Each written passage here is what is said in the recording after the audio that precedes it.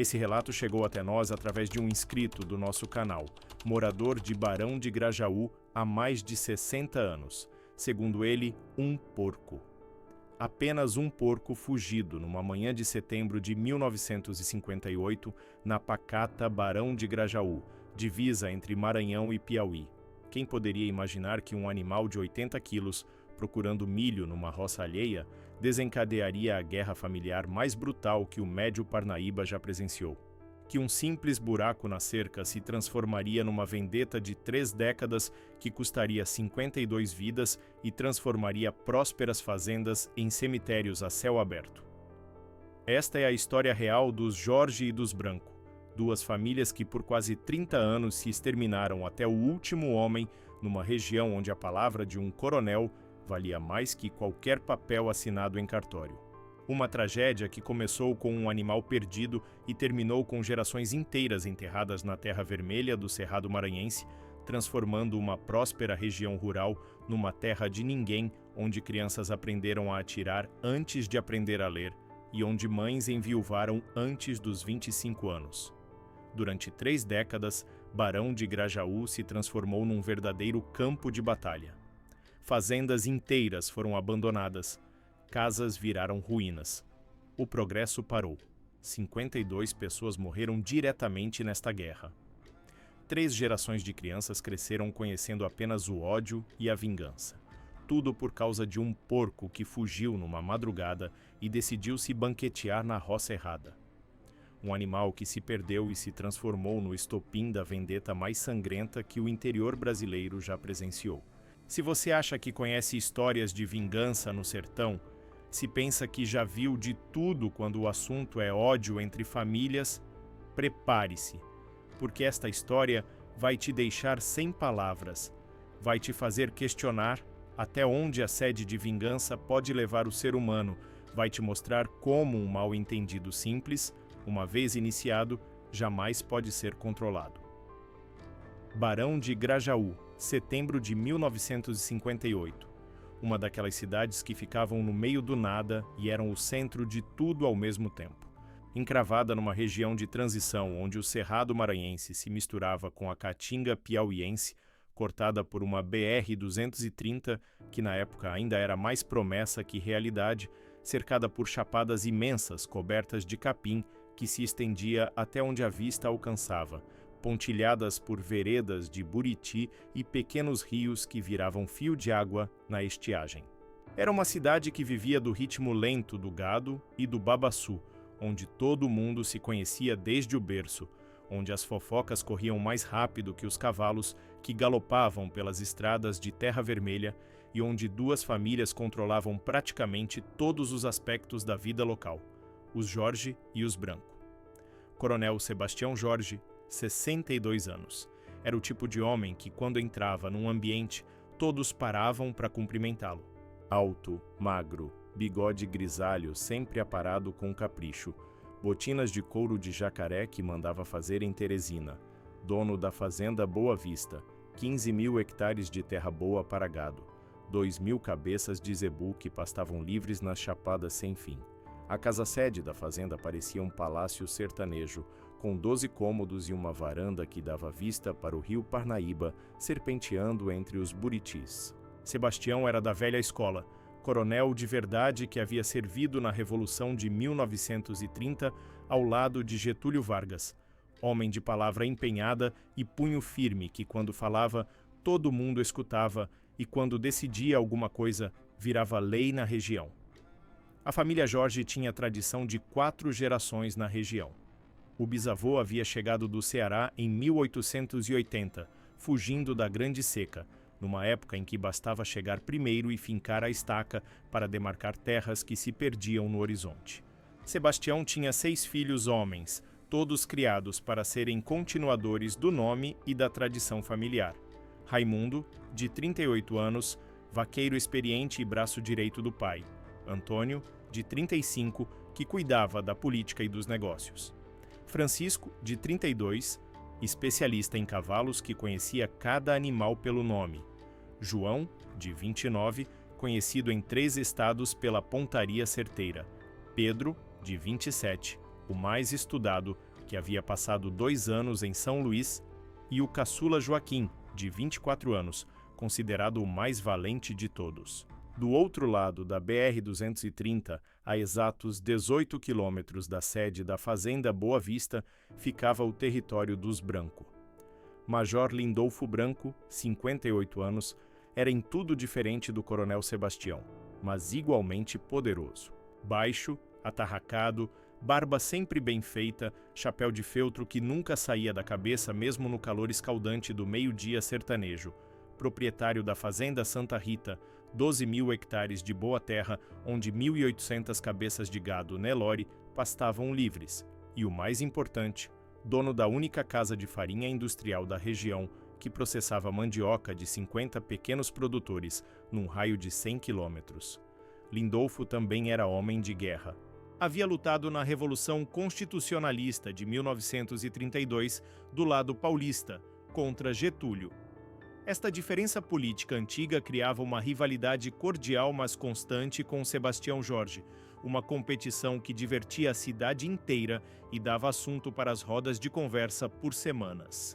Competiam em tudo: quem tinha o melhor gado na feira de Balsas, quem dava festa de casamento mais luxuosa para os filhos, quem contribuía com mais dinheiro para uma reforma da igreja, quem trazia o melhor sanfoneiro de fora para animar os forrós de fim de semana. Por décadas, Jorge e Branco mantiveram uma coexistência que beirava o folclórico. Sebastião era do PSD, Lindolfo da UDN.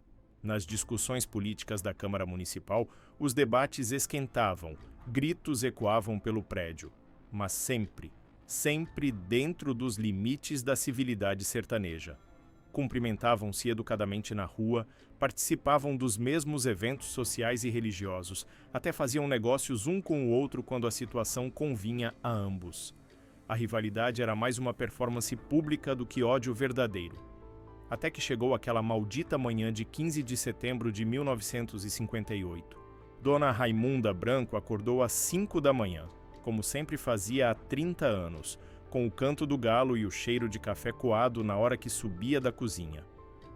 Primeira coisa que fez foi ir ao quintal verificar os animais. Galinhas ciscando no terreiro, patos nadando no pequeno açude, cabras ruminando na sombra da mangueira e os 3 porcos que engordavam para a festa de São Sebastião em janeiro. Foi quando descobriu que Napoleão, o maior porco da criação, um Yorkshire de 80 quilos, que era o orgulho da criação, havia sumido.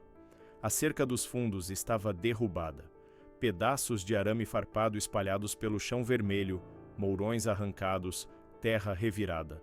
Rastros de casco na lama seca mostravam que Napoleão havia fugido durante a madrugada na direção da Fazenda Boa Vista, seguindo uma vereda antiga que cortava os 5 quilômetros de cerrado que separavam as duas propriedades.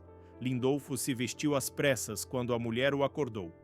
Foi examinar os estragos, seguindo os rastros que se perdiam na vegetação fechada da vereda.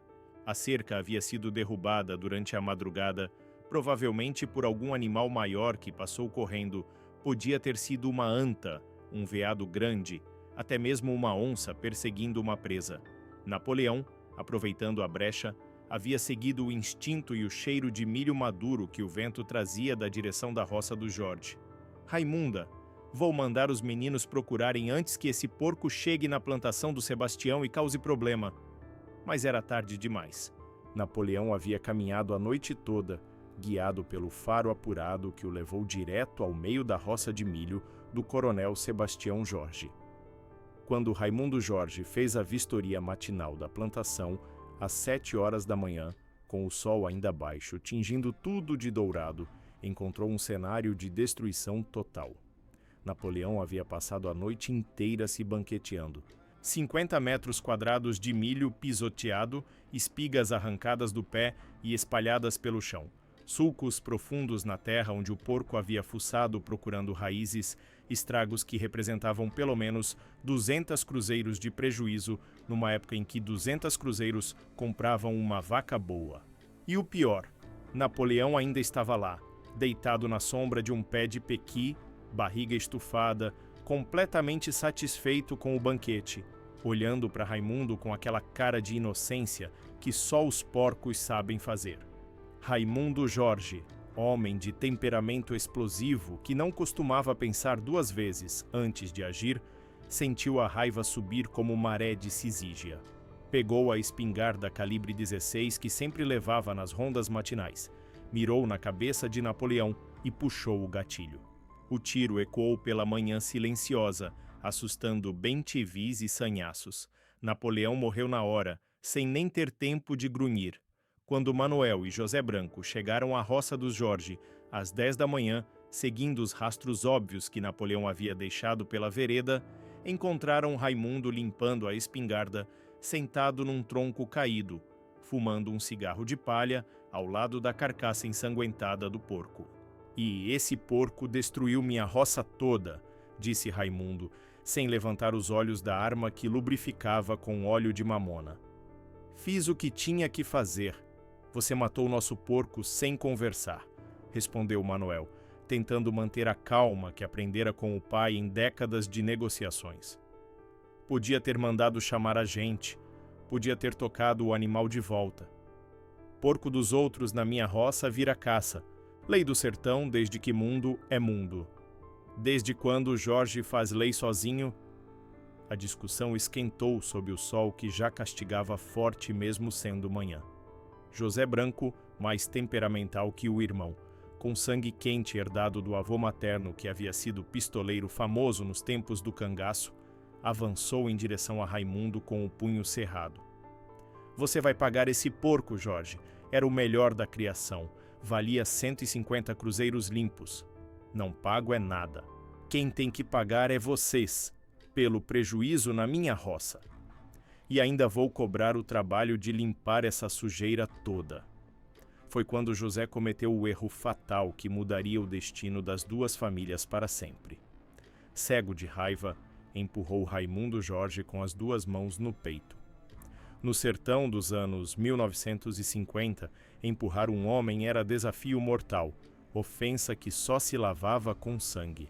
Raimundo se levantou devagar, ajustou a espingarda no braço, olhou José bem nos olhos e disse as palavras que selaram o destino de 52 pessoas. "Branco que bota a mão em Jorge só sai daqui morto." Manuel percebeu que a situação havia saído completamente de controle. O ar ficou pesado, carregado de uma tensão que fazia os cavalos relincharem nervosos. Segurou o irmão pela camisa, puxou com força. "Vamos embora, José. Isso não vai ficar assim.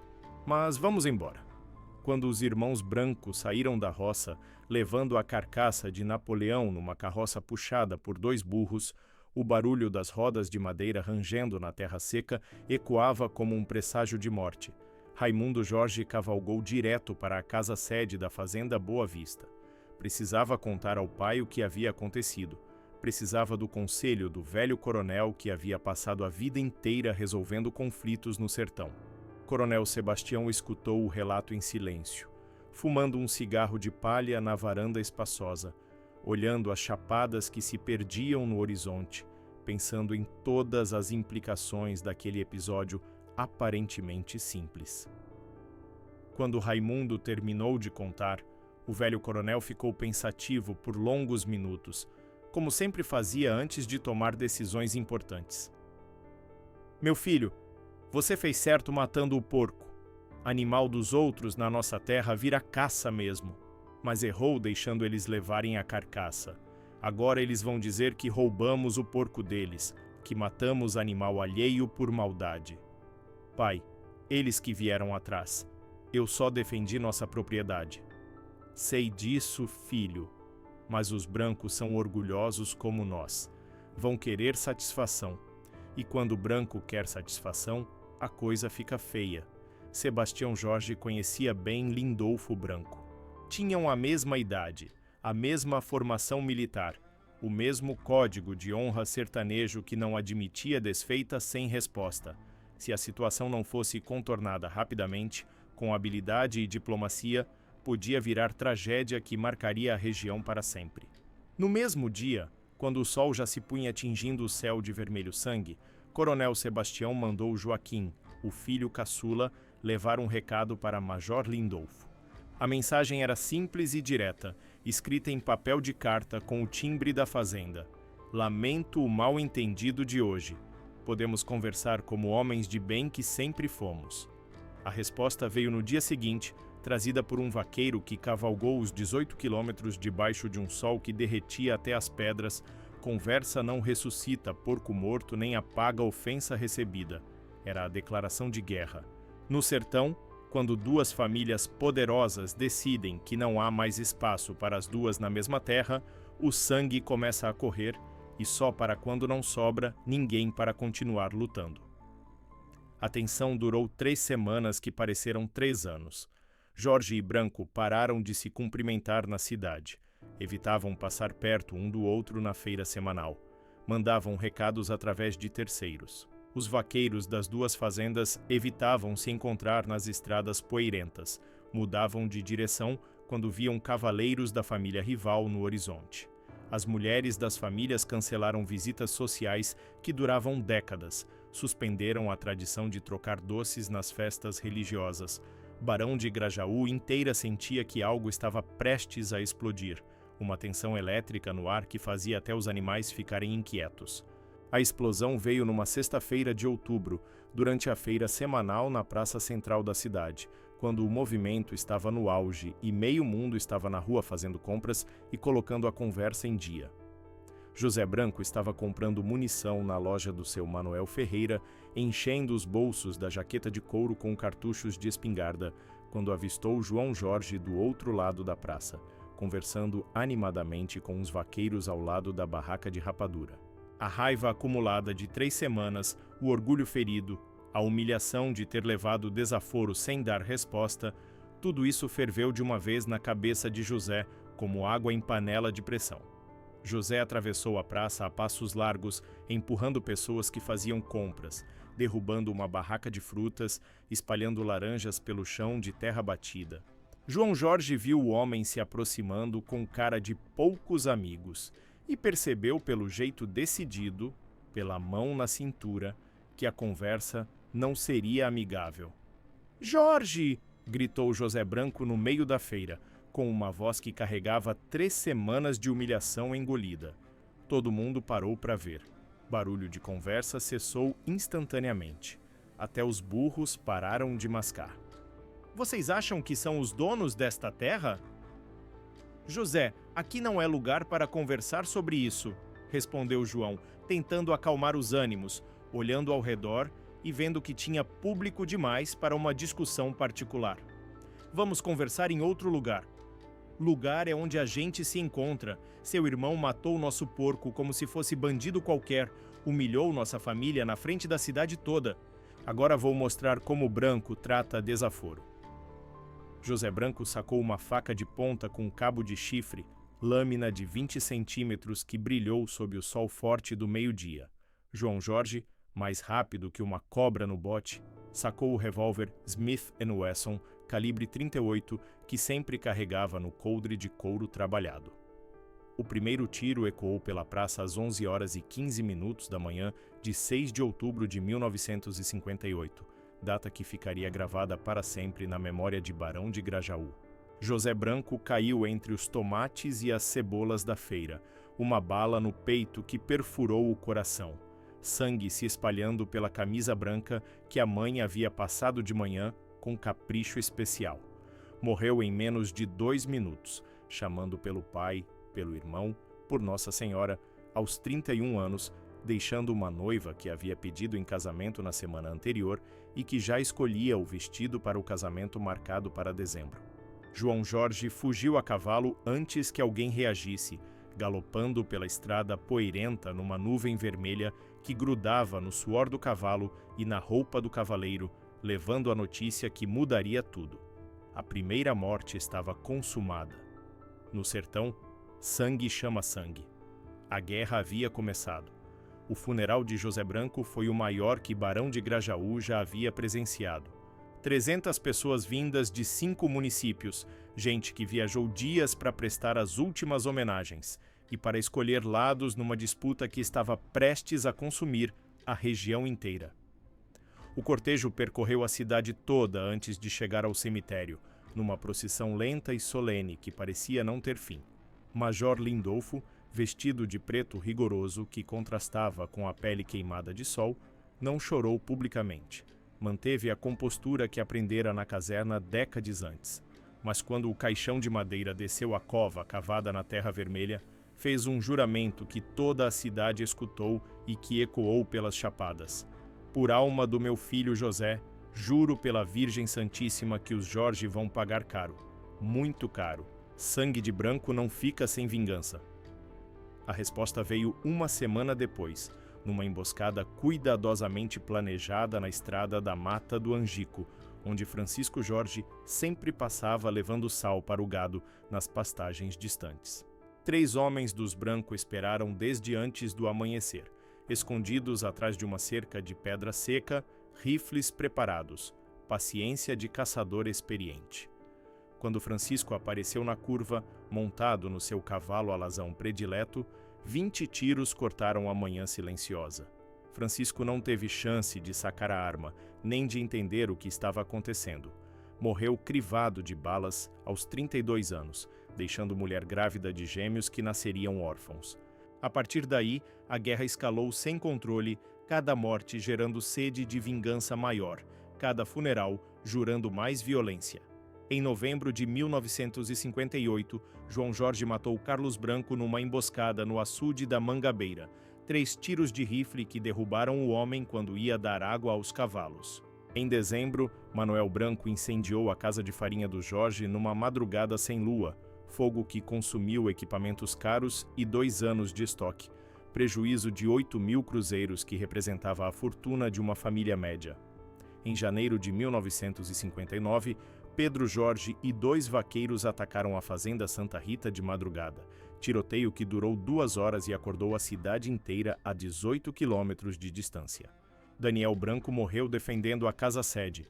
3 balas no peito que o derrubaram na varanda onde costumava escrever versos nos fins de tarde.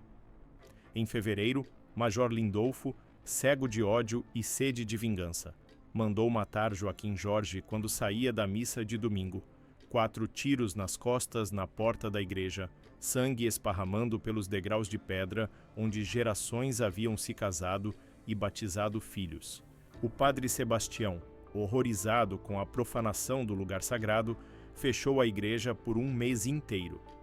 Em 6 meses, 5 mortos das 2 famílias mais poderosas da região.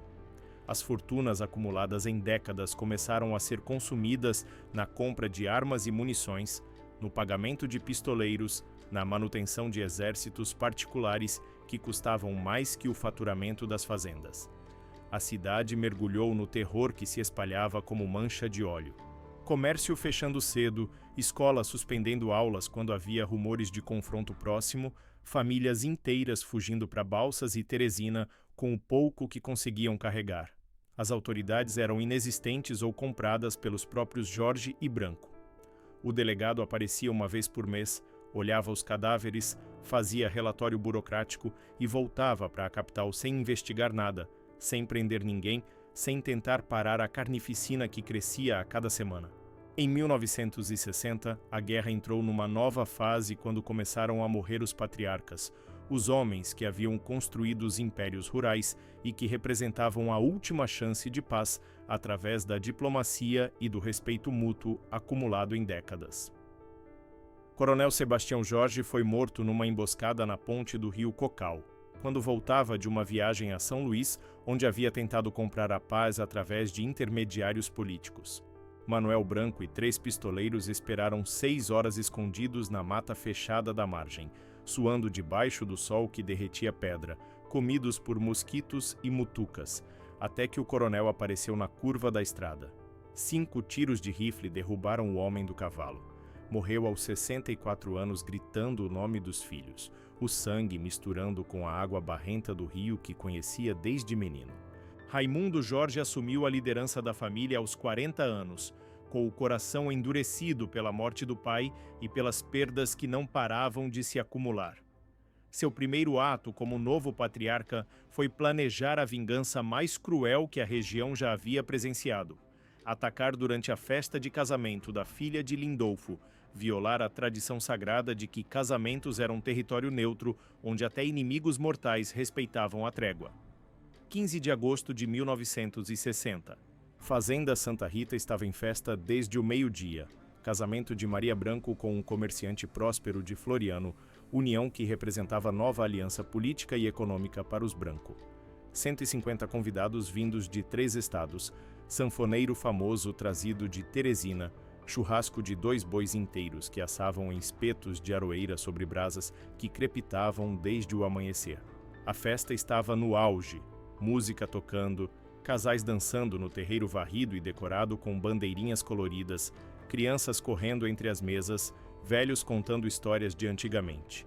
Às 10 da noite, quando a festa estava mais animada e ninguém esperava problema, 12 homens dos Jorge invadiram a fazenda como fantasmas saídos da escuridão.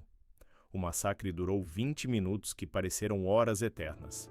Gritos de terror misturados com tiros, pessoas correndo desesperadas procurando abrigo, mesas derrubadas, comida espalhada pelo chão misturada com sangue.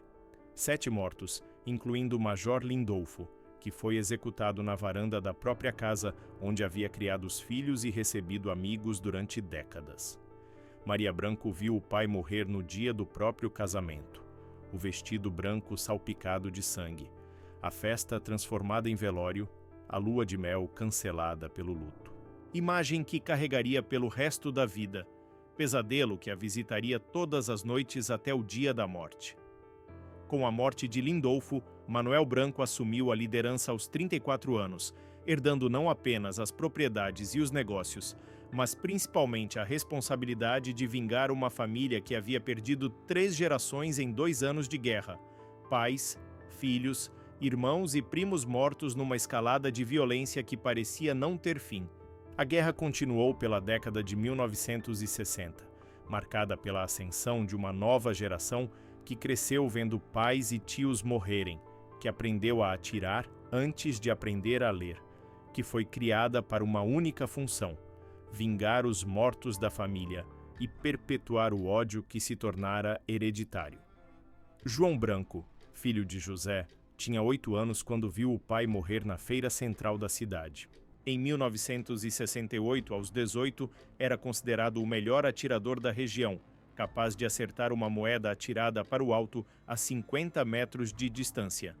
Sua mãe, Dona Conceição, criou o menino num ritual diário de ódio que envenenava a alma da criança. Seu pai morreu por causa dos Jorge. Você só será homem de verdade quando trouxer a cabeça do João Jorge. Do lado dos Jorge, Sebastião Filho, neto do coronel original, cresceu ouvindo que precisava limpar a honra da família manchada pelo sangue derramado. Aos 16 anos, já participava de emboscadas. Aos 18, havia matado 2 homens. Aos 20, era temido em 5 municípios como pistoleiro frio e calculista. Entre 1965 e 1975, mais 23 mortos numa contabilidade macabra que ninguém mais conseguia acompanhar direito. A guerra se espalhara para cidades vizinhas como praga que contamina tudo ao redor. Primos distantes dos Jorge e dos Branco, que nem sabiam direito o motivo original da briga, se matavam em Balsas, Alto Parnaíba, Carolina, São Raimundo das Mangabeiras, levando o ódio para locais onde as famílias nem tinham negócios. O ponto mais baixo da tragédia aconteceu em 1972, quando a violência perdeu qualquer limite civilizado e atingiu até mesmo crianças inocentes que não tinham nada a ver com a guerra dos adultos. João Branco soube, através de um informante, que 3 meninos Jorge estudavam na escola rural do povoado Olho de Água, a 30 quilômetros da cidade. Decidiu que era hora de cortar o mal pela raiz, eliminar a próxima geração antes que crescesse e continuasse a vendetta. Invadiu a sala de aula numa segunda-feira de manhã, quando a professora ensinava tabuada no quadro negro, e executou as 3 crianças na frente dos outros alunos aterrorizados. As vítimas tinham 9, 11 e 13 anos. Morreram sem entender por quê, chamando pelos pais que nunca mais veriam. A violência havia perdido qualquer rastro de humanidade, transformando homens em bestas selvagens, movidas apenas pela sede de vingança, que crescia a cada geração como tumor maligno que consome tudo ao redor. Os anos 1970 e início dos 1980 foram marcados pela exaustão gradual das duas famílias. As fortunas acumuladas em décadas de trabalho duro haviam sido consumidas na compra de armas, no pagamento de pistoleiros, na manutenção de exércitos particulares que custavam mais que a produção das fazendas. Terras foram vendidas para comprar munição, gado foi sacrificado para pagar informantes, casas foram hipotecadas para custear a guerra que se tornara o único objetivo de vida das duas famílias. Em 1985, restavam apenas 4 homens das duas linhagens, 2 Jorge e 2 Branco. Quase 30 anos de guerra haviam dizimado famílias que dominaram a região por mais de um século, transformando prósperos coronéis em fugitivos paranoicos que dormiam com armas na mão e acordavam olhando por cima do ombro. Raimundinho Jorge, 35 anos, bisneto do coronel original, último descendente direto de uma dinastia que já foi a mais poderosa do Médio Parnaíba.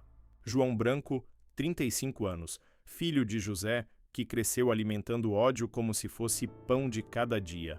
E 2 primos distantes que nem se conheciam direito, mas herdaram a obrigação sagrada de continuar matando até que não restasse ninguém do lado oposto. O confronto final aconteceu numa manhã de dezembro de 1985, por puro acaso, na mesma ponte do rio Cocal, onde Coronel Sebastião havia sido morto 25 anos antes.